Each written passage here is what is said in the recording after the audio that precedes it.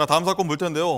지난주 전국적인 관심을 끌었던 사건이기도 합니다. 이 사건도요. 이 일명 마세라티 뺑소니 사건인데, 자, 변호사님 혹시나 모르시는 분들 위해서 사건 개요 좀 잠깐 설명 좀 부탁드립니다. 정말 참담한 사고였습니다. 24일 이른 새벽에 벌어진 일인데요. 마세라티라고 하는 저 고급 승용차로 유명한 차량이죠. 외제차입니다. 그렇죠. 이 차량이 다른 차량과 함께 앞서거니 뒤서거니 음주가 강하게 의심되는 상태에서 서로 추격전을 벌이다가 이 마세라티 차량이 택배 일을 마치고 귀가하고 있었던 이 오토바이 운전자와 그리고 동승하고 있었던 이 운전자의 연인을 강하게 추격한 상황입니다. 뒤에서 받아버린 거죠. 네, 이 끔찍한 사고로 안타깝게도 동승하고 있었던 연인인 피해자는 사망하게 되었고요. 이 오토바이 운전자도 지금 피해를 크게 입어서 지금 치료 중인 상황인데요.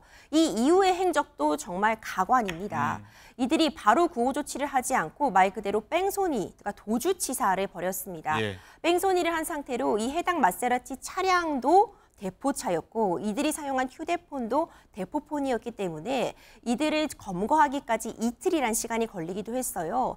이틀 후 이제 검거가 되었고 이제 조사가 제대로 이루어지고 있는 상황입니다. 네, 자, 홍 기자님, 일단 이 마세라티 뺑소니범 이 신원을 두고서 의문점이 한두 개가 아닌 것 같아요. 이 사람들 뭡니까 도대체? 그렇습니다. 일단 이 마세라티 운전했던 그 가해자 범인, 그 태국에서 살고 있었어요. 예. 오랫동안 태국에 살고 있다가 9월 중순에 지난 중순에 들어왔습니다.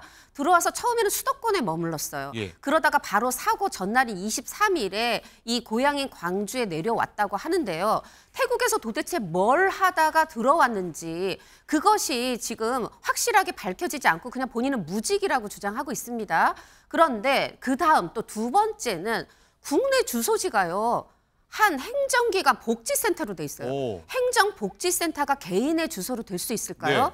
이런 일이 가능한 게 과연 행정상의 오류, 실수인지 아니면 어떠한 그 정도의 힘이 있어서 이런 일이 가능했는지 이런 부분들이 의심이 되는데 지금 다음 말씀 들어보면 과연 이 가해자가 태국에서 올바른 일, 건전한 일을 했을까라고 지금 우려하는 분들이 많은 이유가 좀 드러나는 게 예. 지금 그 마세라티 차량이요. 광주에 내려오자마자 친구 최모 씨한테 빌렸다는 겁니다.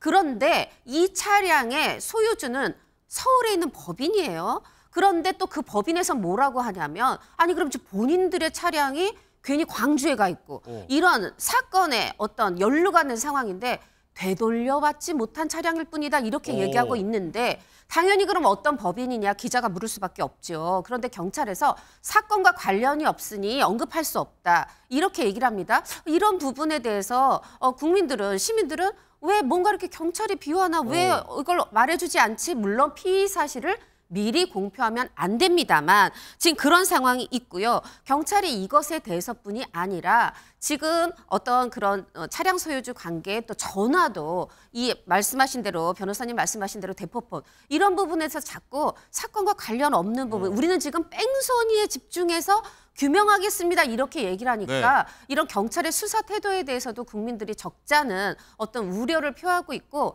지금 말씀드린 것만 한 대략 4가지인데 이 외에도 의혹이 너무 많다, 규명할 게 많다 이런 상황이 지금 전개되고 있습니다. 네, 자, 임지혜 변호사님, 이거 말씀 종합해 보면은 뭔가 이상하다.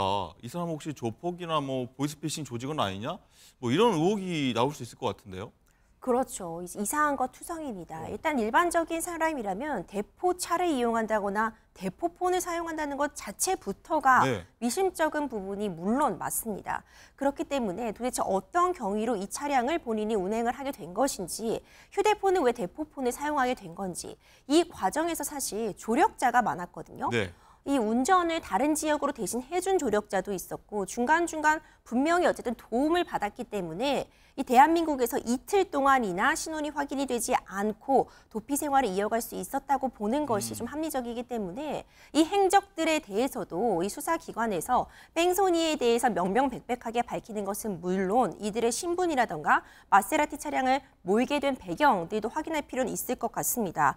물론 이 공공기관의 주소지가 돼 있는 부분도 확인이 필요한데 90일 이상 해외에 체류하게 되면은 이제 해외 체류 신고를 하면은 네? 그때 주민등록 둘 곳이 없으면 이렇게 주민센터 같은 곳에 주소지를 둘 수 있는 그런 제도는 존재하지만 이들이 이걸 활용한 것인지 아직 확인이 안 되고 있거든요. 이제 이런 부분까지도 국민들이 충분히 납득할 수 있게 이들의 활동 반경이나 행적을 공개할 필요 있을 것 같습니다. 그렇군요.